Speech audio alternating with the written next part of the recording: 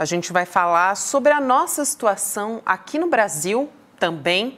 Falei no início do programa que a gente falaria sobre Sérgio Moro, a possibilidade de cassação cada vez mais concreta. Todos os especialistas, inclusive, avaliando que realmente isso deve acontecer. A gente vai falar a respeito disso com Leandro Demore a partir de agora. Está cada dia mais perto. Olha só o que respondeu o presidente do PL, o Valdemar da Costa Neto, a respeito disso, quando foi perguntado pela jornalista Andréa Sadi, da Globo News, do G1, se acha que Moro vai ser cassado. Só lembrando que corre no TRE do Paraná um processo de cassação por abuso de poder econômico nas eleições de 2022. Essa foi a frase do Valdemar Costa Neto sobre a cassação de Sérgio Moro. Sim, sem dúvida. Não desejo mal para ele, mas não tem saída. Demore, vou te dar boa noite com essa frase de Valdemar Costa Neto. Quer dizer, até Valdemar Costa Neto já sabe que realmente não tem jeito. Boa noite, pessoal. Boa noite, Chico. Boa noite, Gabi. Boa noite, Demore. Aqui. Boa noite, meu querido Chico. O caso do Moro já foi, né? Como se diz no sul do Brasil, vamos aproveitar que o Sérgio Moro é sulista, né? Foi o boi com as cordas, né? Como diz o pessoal, né? Quando o boi vai pro brejo, Chico, leva a corda junto, que a corda custa caro, né, Chico? E aí vai o boi e vai a corda junto. Não tem nem a corda, não dá para salvar no caso do Sérgio Moro. E realmente é um caso que dificilmente ele vai escapar. Havia uma ideia de que talvez no TSE do Paraná o Sérgio Moro fosse escapar, e aí depois haveria cassação no TRE, e depois haveria cassação no Tribunal Superior Eleitoral, mas hoje não há mais nem essa expectativa. De fato, o caso Sérgio Moro é um caso bastante claro. Nós temos duas ações para lembrar aí, né? A gente falava sobre isso mais cedo quando a gente gravou, eu e a Gabi, a gente gravou o Em Detalhes hoje, mais cedo, né? Que tem dois casos sendo tocados contra o Sérgio Moro. Um deles é sobre abuso de poder econômico e outro deles é sobre abuso de poder econômico, também Caixa 2. Há aí uma suspeita de que o Moro também tenha feito Caixa 2, que, veja só, era uma coisa super condenada pelo Moro, né? E lembrando que, inclusive, a própria Lava Jato dizia, na época do auge da Lava Jato, e o Moro concordava com isso, que Caixa 2 era pior que corrupção. Caixa 2 não era corrupção, Caixa 2 era pior do que corrupção. Essa foto do Moro aí, vocês me derrubam, gente, para comentar, mas acho maravilhosa, inclusive. Gabriel Vento não perdoa, Gabriel Vento não perdoa, ele sabe que ele vai derrubar a gente, ele coloca de propósito. Parece que o Moro tá assim, vem um mau cheiro de algum lugar, o que será? O que será? Isso, aí ó, é o Batoré, né, o nosso famoso Batoré.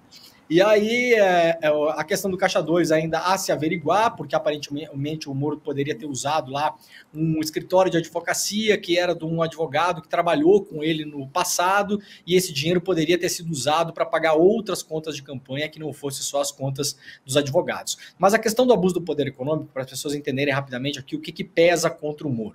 O Moro concorreu ao Senado pelo Paraná. As campanhas no Brasil, elas têm um limite de gastos. Por que é que esse limite de gastos foi criado? Basicamente para tentar evitar que pessoas com muito dinheiro se elegessem, enquanto pessoas com menos dinheiro não se elegessem. Por quê? Porque é um cálculo no Brasil que foi feito pelo Cláudio Weber Abramo, um jornalista super conceituado, já falecido, né, que nos deixou já há alguns anos. Na época, o Cláudio Weber fez um cálculo mostrando que você tinha ali um valor por voto no Brasil e que esse valor por voto garantiria a sua eleição. O que isso quer dizer? Isso não quer dizer que os candidatos vão lá comprar o voto. Não, é o seguinte: você quer concorrer a deputado estadual em Santa Catarina. Bom, quanto você tem que investir para você garantir a sua eleição? Tem um coeficiente que o Cláudio Weber Abramo computou naquela época. Então chegou lá um cálculo, sei lá, em Santa Catarina você tem que investir R$ 3,75. Se você investir isso, você precisa de 18 mil votos para se eleger deputado estadual, então invista 18 mil vezes 3,75, esse é a sua marca de campanha que você vai investir e com certeza você será eleito. Isso funciona. Algumas regras foram impostas no passado para limitar esses gastos. Os gastos, Chico e Gabi, ainda são absurdos. Você pode gastar 4 milhões de reais para tentar se eleger senador pelo Paraná. É um gasto que não comporta uma democracia. Uma pessoa que não tem dinheiro não vai se eleger porque essa pessoa não tem 4 milhões de reais para gastar. Nem dela e nem de financiadores, porque os grandes financiadores do Brasil, a gente sabe quem eles financiam, e eles financiam, em geral, a direita e a extrema-direita. Muito bem. Qual é o grande caso em relação ao Moro? O Moro fez uma pré-campanha para concorrer à presidência da República. Uma pré-campanha, o Moro voltando dos Estados Unidos, foto no avião, chegou no Brasil, fez um evento enorme, isso gerou mídia espontânea, ou nem tanto tão espontânea assim, né? O Jornal Nacional, o Jornal Hoje, o Jornal da Globo, a Folha de São Paulo, o Estadão, o Globo, vai lá, cobre uma cobertura positiva, sempre com o senso crítico abaixo de 0, e aí isso gera uma mídia espontânea para o Sérgio Moro, expõe mais a imagem dele ainda, que já era uma imagem super exposta, de modo positivo, né, para muitas pessoas, e mostra para as pessoas, olha, lembra daquele juiz que você gostou porque prendeu Lula? Então, você pode votar nele agora.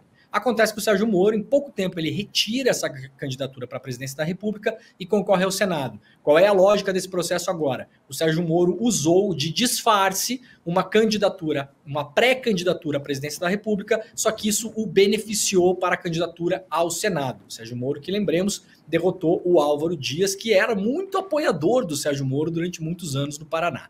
Então esse é o caso que pesa contra o Sérgio Moro agora. O Sérgio Moro vem perdendo apoio político, né? Chico e Gabi, ele já perdeu a extrema-direita quando ele saiu do governo Bolsonaro, brigado com o Bolsonaro, e aí nos últimos dias vem perdendo cada vez mais apoio político. Na semana passada, o famoso abraço no Flávio Dino, o vazamento das conversas dele com o Mestrão, né? A base que ainda estava em torno do Sérgio Moro, que queria se descolar do bolsonarismo, mas ainda era muito lavajatista, também boa parte desses influenciadores, pessoas aí de quinta categoria da Faria Lima, essa gente toda, né? Essa gente horrível aí, essa gente já abandonou o Sérgio Moro também, e nós sabemos como esse clima político ele influencia na decisão dos tribunais, isso é no Brasil e no mundo todo. Então, é muito, muito difícil que o Sérgio Moro escape dessa cassação. Pois é difícil para ele no TRE do Paraná, né? E depois, derrotado, com o mandato cassado pelo TRE, eu acho que ele ainda pode permanecer na cadeira até ser julgado um recurso ao TSE, né? E depois talvez até o Supremo. É possível que ele tente tudo isso, mas é derrotado por essa história de uso indevido de recursos em campanha. E você sabe que é uma ação movida pelo PT e pelo PL de Bolsonaro. Quer dizer, são as duas correntes, né? Uma à direita, outra à esquerda, apertando o Moro. Moro não vai ter saída, vai perder o mandato, isso deve acontecer logo agora, no começo do ano. Ele deve ser, acho que até o fim de janeiro é a previsão que ele deve ser condenado no Tribunal Regional Eleitoral e depois, com recurso, pouco tempo depois, 1, 2 meses, será definitivamente cassado, né?